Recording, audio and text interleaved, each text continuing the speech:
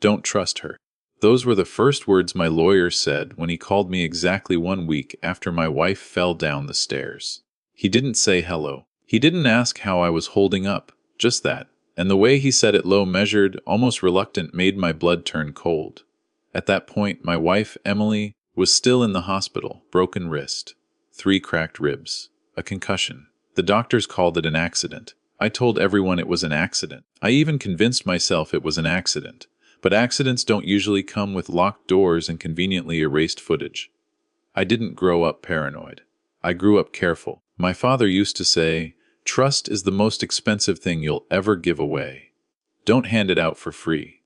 I thought I understood that lesson when I married Emily. I was wrong.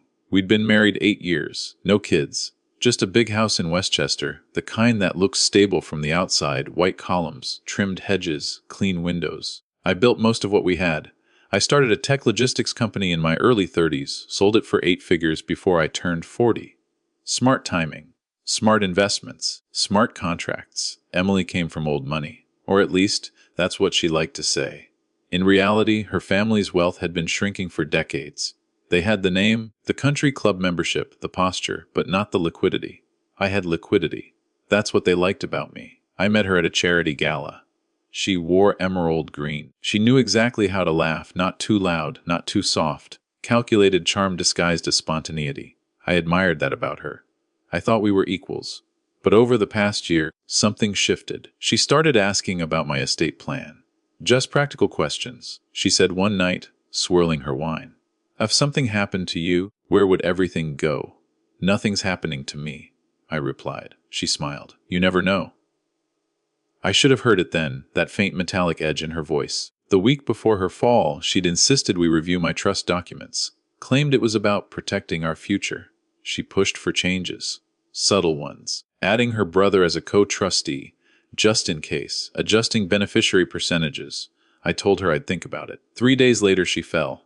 Or at least, that's the story. I found her at the bottom of the staircase. The Ring camera by the front door had recorded the paramedics arriving, but the interior hallway camera, the one that covered the stairs, had somehow glitched, corrupted file. That's what the tech support email said. Funny how technology only fails when it's inconvenient. When my lawyer called, his voice carried something I couldn't ignore. I reviewed the draft changes Emily emailed me, he said. They weren't minor adjustments. What are you saying? I'm saying if you had signed those papers, and then something happened to you, she would have controlled everything. Immediately, silence filled the space between us. Then he added, carefully, and you should know, the Ring camera uploaded something new this morning. A file that wasn't there before. My chest tightened. What file?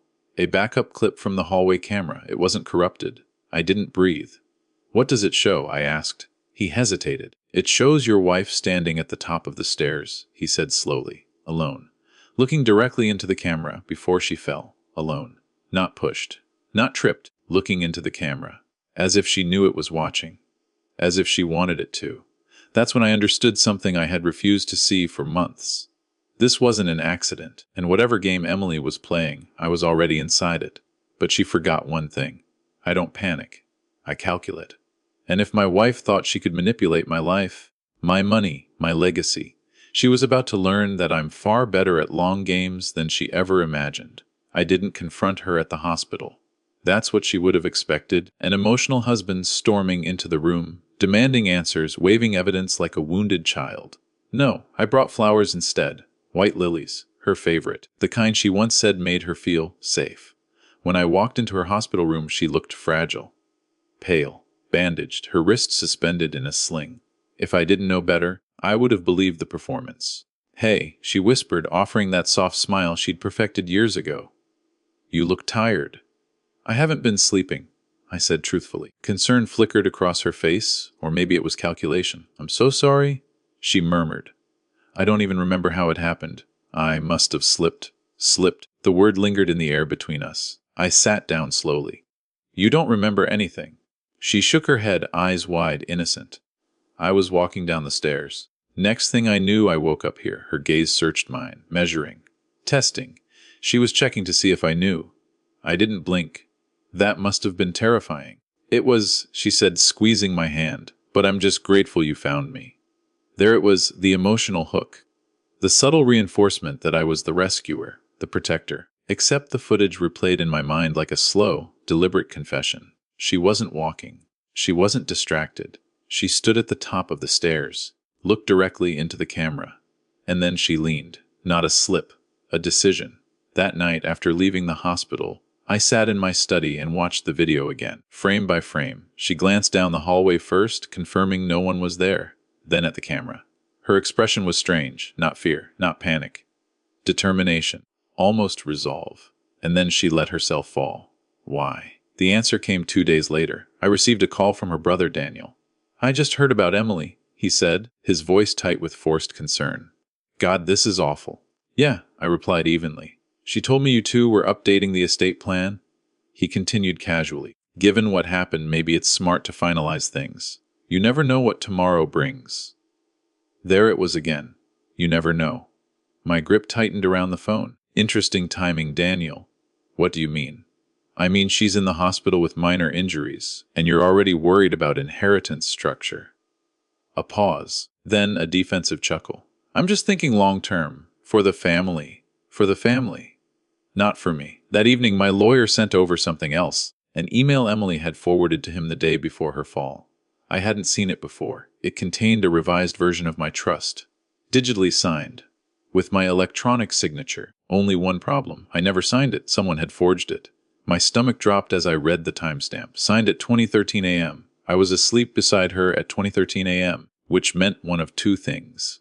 Either someone hacked my credentials, or my wife had been planning this for longer than I ever imagined. I leaned back in my chair, staring at the ceiling. The fall wasn't about hurting herself. It was about creating urgency, sympathy, leverage. A hospitalized wife makes a grieving husband pliable, easier to pressure, easier to rush paperwork through under emotional strain. If something happened to me after those forged documents were filed, Emily would control everything, and if anyone questioned it, she'd be the injured victim. The brave wife who survived a tragic accident just days before losing her husband. The narrative would already be written, and I would be dead in it. That was the moment the betrayal stopped being theoretical. It became strategic, calculated, cold. She didn't want to leave me. She wanted to own what I built, and possibly remove me from the equation entirely. I closed my laptop and exhaled slowly. Emily thought she was manipulating the board, but she forgot something critical. I built my fortune by spotting risk before it exploded. And now, the risk was sleeping in a hospital bed, smiling at me every time I walked in. I didn't sleep for 3 nights after discovering the forged signature. Not because I was afraid, because I was remembering. Every late-night conversation, every soft apology, every tear she'd shed when we argued about communication. I replayed it all like evidence in a courtroom, only I could see. Had any of it been real? Or had I simply been convenient? When you build something from nothing, a company, a reputation, a life, you assume the people closest to you respect the grind. You believe they see the sacrifice behind the success. But lying awake in the dark, staring at the ceiling beside an empty space in our bed, I realized something painful. Emily never admired the climb. She only cared about the view. The hospital called each morning with updates. Stable, recovering, expected discharge within the week. Each time, I answered calmly, "Thank you." Each time, I felt something hardening inside me. I visited her on the 4th day. She was sitting up, scrolling through her phone with one hand. When she saw me, she brightened. "There you are," she said warmly. "I was starting to think you were avoiding me." "Avoiding you?" I pulled a chair closer. "Just handling some business." She studied my face. "You seem distant." "I'm tired," I replied. A beat passed. Then she reached for my hand again. When I fell, I thought I was going to die. I held her gaze. What did that feel like?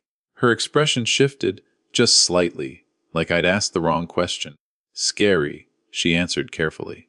"Why?" "No reason. But there was a reason. I wanted to see if guilt lived behind her eyes." I didn't see guilt. I saw assessment. Later that evening, I met my lawyer in his office. He slid a folder across the desk. "Forensic IT confirmed the signature was applied using your home IP address," he said.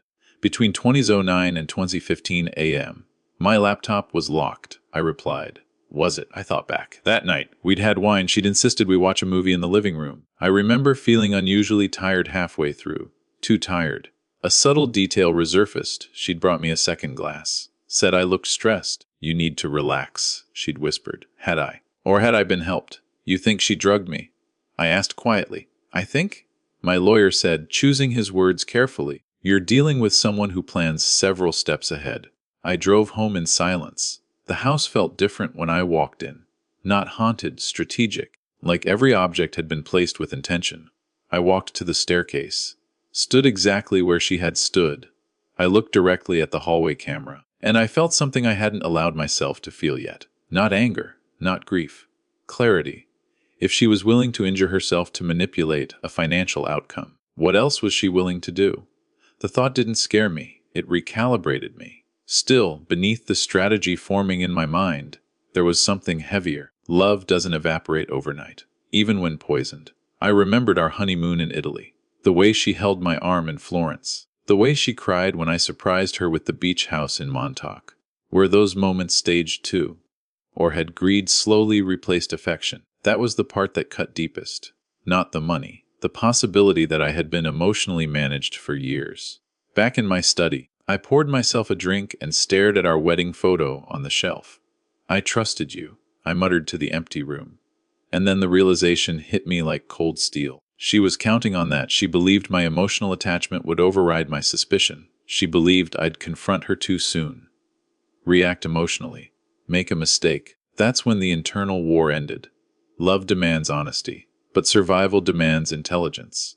And if Emily had chosen to turn our marriage into a calculated operation, then I would stop being her husband and start being her opponent. The toxicology results came back 3 days later. Low-dose benzodiazepine. Traces still in my system. Prescribed for anxiety, not prescribed to me. I stared at the report in my study. The numbers clinical and emotionless. Science doesn't dramatize betrayal. It just confirms it. She had drugged me. Not enough to knock me out cold. Just enough to make me sleep deeper. Long enough to access my laptop. Long enough to apply a forged signature. Careful. Controlled. Precise. I didn't feel rage. I felt respect. Because now I understood the scale of the game. If Emily was willing to orchestrate her own fall, forge legal documents, and sedate her husband, then she believed she was smarter than me. That was her first mistake. The second mistake. Underestimating how patient I can be. I called my lawyer that afternoon. We don't confront her, I said. We'll build a case. He was quiet for a moment. What are you thinking? I want everything documented. The forged signature, the IP logs, the toxicology report. But we don't file anything yet. You're planning something. Yes. I hung up and made 3 additional calls. First, a cybersecurity firm that specializes in internal surveillance audits. Quietly, they installed additional hidden cameras in the house, angles she wouldn't expect, audio capture in the study, backup cloud routing she couldn't access. Second, my financial advisor. All joint accounts moved to view, only access for her. I instructed. Freeze outbound transfers over 5,000 without my verbal confirmation. He hesitated. Should I tell her? No. Third, my private investigator, I said. Recent debts, investments, lawsuits, everything. Because greed rarely acts alone. It usually has accomplices. Emily was discharged from the hospital that Friday. I picked her up myself. She moved carefully, one arm in a sling, every motion slightly exaggerated. When she settled into the passenger seat, she reached for my hand. I'm just happy to be home, she said softly. Home. I studied her profile as I drove. She looked tired, fragile. But fragility can be manufactured. You know, she continued. This accident really made me think about what matters. I kept my voice neutral. And what's that? Security. Stability. Making sure we're protected. There it was again. Always circling back to control. That night I cooked dinner. Her favorite lemon herb salmon. I poured her wine. But I didn't drink mine. She noticed. You're not having any, she asked casually, trying to cut back. A flicker of disappointment crossed her face. Small, but there. Later, after she went to bed, I sat in the darkened living room and watched the live feeds from the new cameras on my tablet. At 11:47 p.m., she got up. Not slowly, not painfully. Fluid. Steady, she walked to my study. My pulse remained steady as I watched her sit at my desk. She opened my laptop, paused, then frowned. 2-factor authentication. I had changed it that afternoon. She tried again. Wrong password. Her jaw tightened. The softness vanished. For the first time, I saw her unmasked, irritation replacing vulnerability. After 3 failed attempts, she closed the laptop and returned to bed. At 11:59 p.m., she resumed her fragile limp. Performance restored. I leaned back in my chair. Confirmation feels different than suspicion. It's cleaner, colder. The following morning at breakfast, she smiled sweetly. "I couldn't sleep last night," she said. "The pain kept me up." "I'm sorry to hear that," I replied evenly. She searched my face again, still checking, still measuring. But now the balance had shifted. She believed she was adapting to my moves. What she didn't realize was that I had already moved 3 steps ahead. Because revenge isn't about explosion. It's about construction. And I was building something she wouldn't see coming. Not yet. The first rule of dismantling someone's plan is simple. Let them believe it's working. The morning after I learned about Daniel's private loan, I did something Emily had been waiting for. I brought up the trust. We were sitting in the kitchen. Sunlight streamed through the windows. She looked almost peaceful, sipping tea with her injured wrist resting delicately on the table. "I've been thinking," I began casually. "Maybe you were right. We should finalize the estate updates." Her eyes lifted slowly. Not too fast, not too eager. But I caught at that microscopic spark of victory. "I don't want to pressure you," she said softly. "You're not," I replied. "After what happened, you're right. We never know." The phrase tasted bitter in my mouth. She nodded, almost imperceptibly. "I just want us protected," she added. Protected. By shifting everything into her control, I leaned back. "Let's schedule a meeting with the attorney next week." She hesitated. "Next week? Why wait?" There it was again, urgency. Because Daniel's loan likely had timelines. Because creditors don't accept. Eventually? I smiled faintly. "Relax, it'll happen." What she didn't know was that the documents being prepared weren't the ones she had forged. They were mine. A revised structure transferring the majority of my liquid assets into an irrevocable asset protection trust. One she could not touch. Not through marriage. Not through manipulation. Not even through my death under suspicious circumstances. Additionally, I created a new holding company. Ownership 100% me. Successor beneficiary. A charitable foundation that didn't yet exist publicly. She was about to lose access to everything she thought she was securing. But that wasn't the revenge. That was insulation.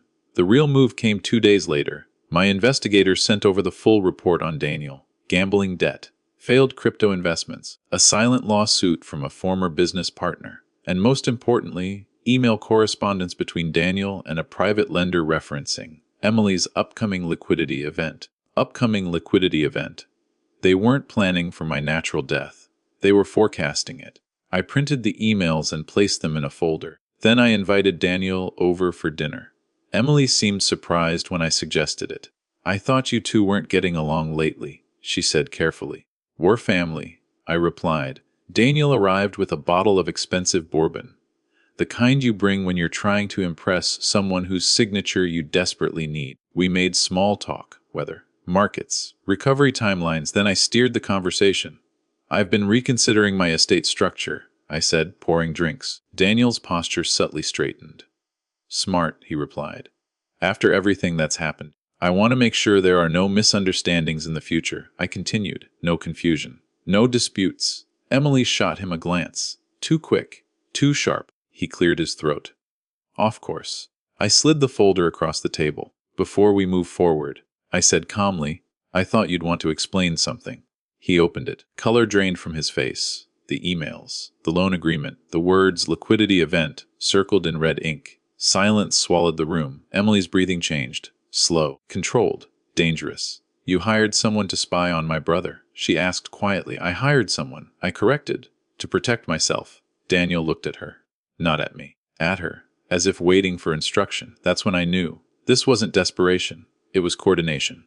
Emily finally spoke. "You're misunderstanding this?" "Am I?" I asked. Her voice hardened. "You've always been paranoid, and you've always underestimated me." The air felt heavy. Charged. Daniel pushed the folder back toward me. "This isn't what it looks like." "It looks like," I said evenly, "you took out a loan against money that doesn't belong to you. Based on an outcome that hasn't occurred." Emily's mask slipped for half a second, and in that second I saw it clearly. Not fear, anger. Because I had disrupted the timeline, not the plan. The timeline. At 20:03 a.m., Emily locked herself in the guest bathroom. She thought the running shower would mask her voice. It didn't. The audio feed came through clean. "I told you he'd get suspicious," she whispered sharply. A pause. "I don't care what you promised them, Daniel. We need more time. More time? Not innocence. Not denial time." I sat in my study, headphones on, listening to my wife strategize my financial expiration like it was a delayed business deal. "You said once the documents were signed, it would trigger the payout structure," she continued. "Now he's changing everything." Another pause. Her tone shifted, colder. "If this doesn't happen soon, they'll come after you.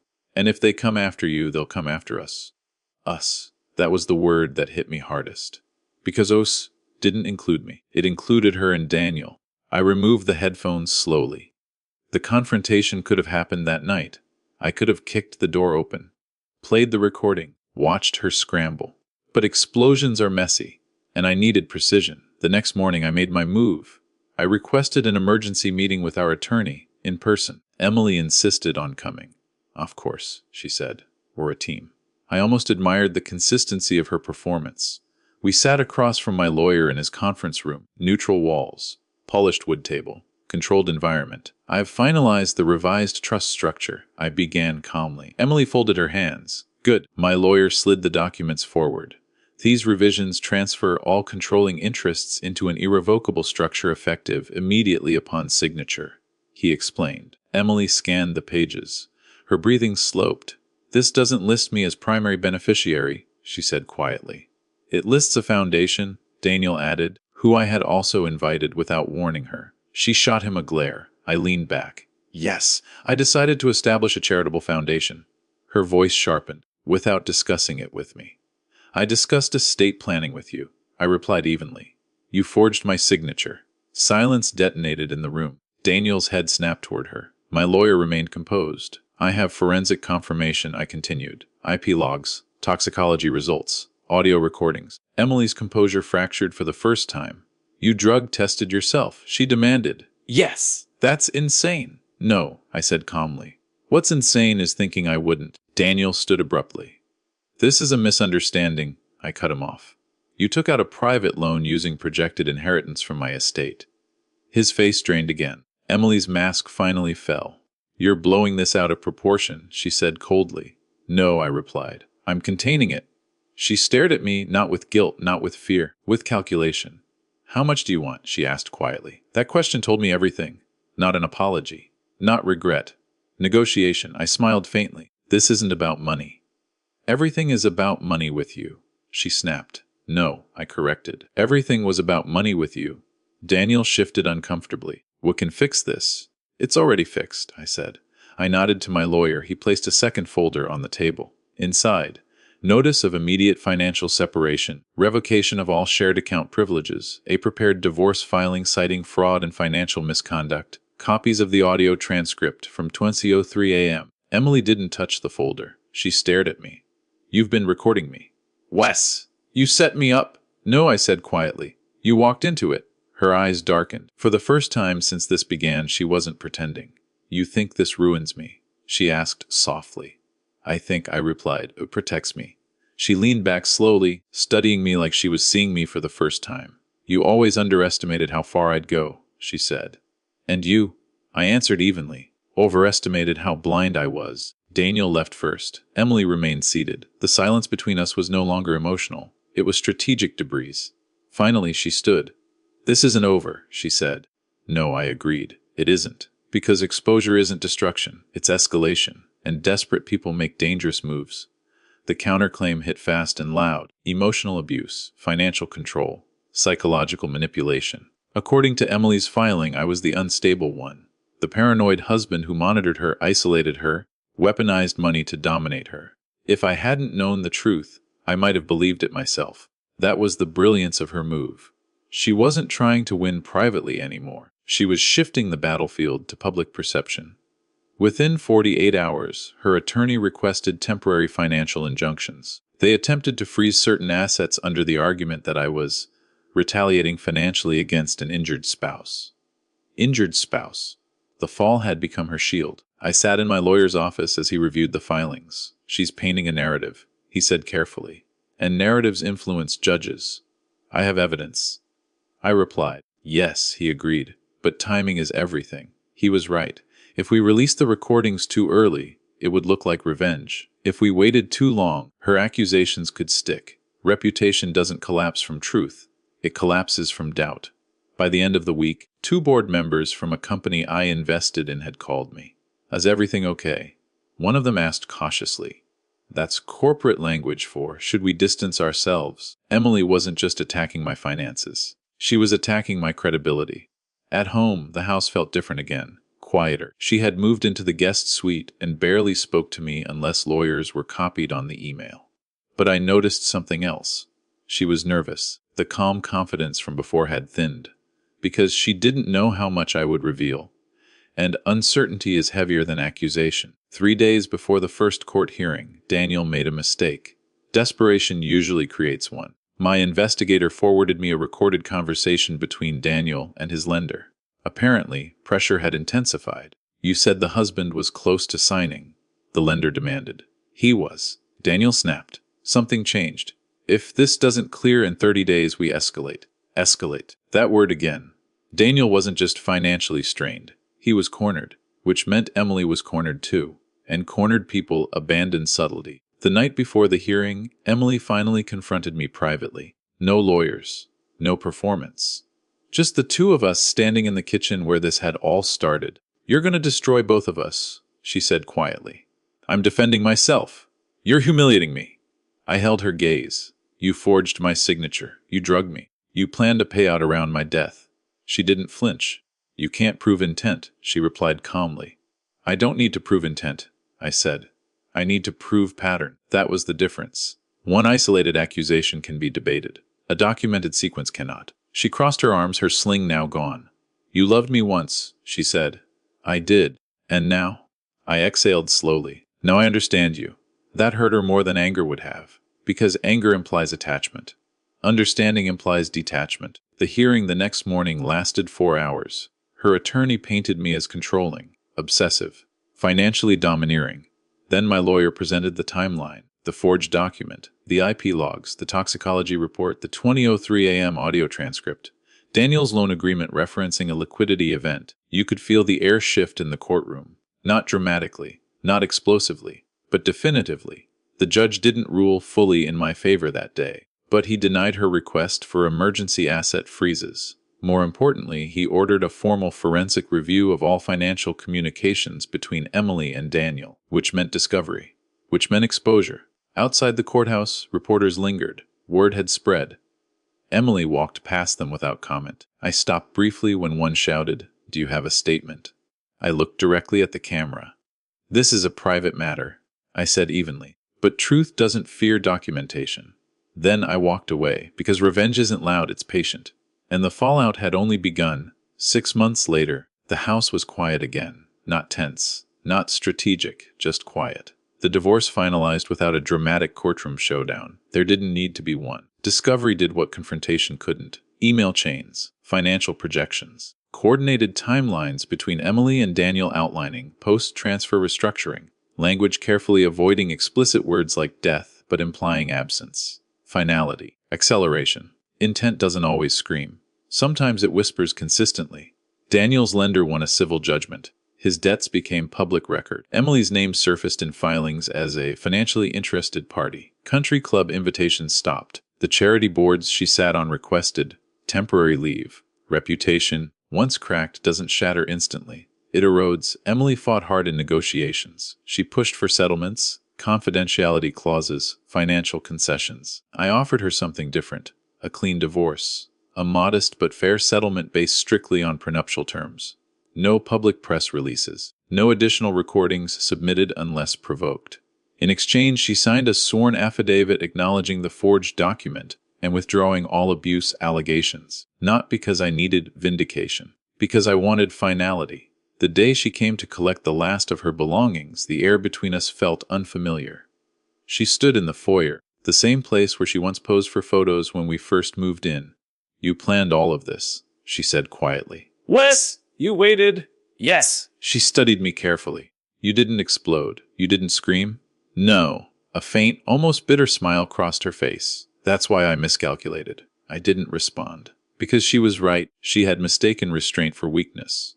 She had confused patience with blindness. Before leaving, she paused at the staircase. The staircase. Her eyes lingered there for a moment too long.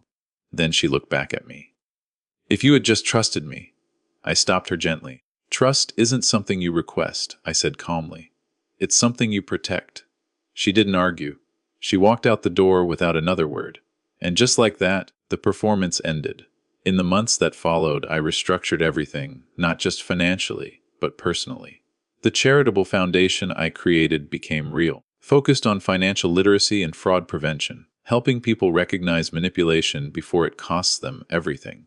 Poetic, maybe, but appropriate. As for me, I didn't feel victorious. Revenge isn't fireworks, it's restoration. I didn't destroy her. I exposed her. There's a difference. Sometimes I replay that original footage, her standing at the top of the stairs, looking directly into the camera before she fell. Back then, I thought she was confident. Now I see something else: desperation. Because anyone willing to injure themselves to control a narrative isn't powerful. They're afraid. Afraid of losing access. Afraid of losing leverage. Afraid of irrelevance. And in the end, that fear consumed her strategy. People ask me if I regret how cold I became. I don't. Because warmth without boundaries invites predators, and love without discernment invites disaster. The house no longer feels strategic. It feels mine again. And the staircase. I kept the camera exactly where it was, not as a reminder of her, but as a reminder of myself, of the moment I stopped being manipulated and started paying attention. Revenge isn't about harm. It's about clarity. When betrayal reveals itself, the strongest response isn't rage, it's discipline. Because the person who stays calm controls the ending.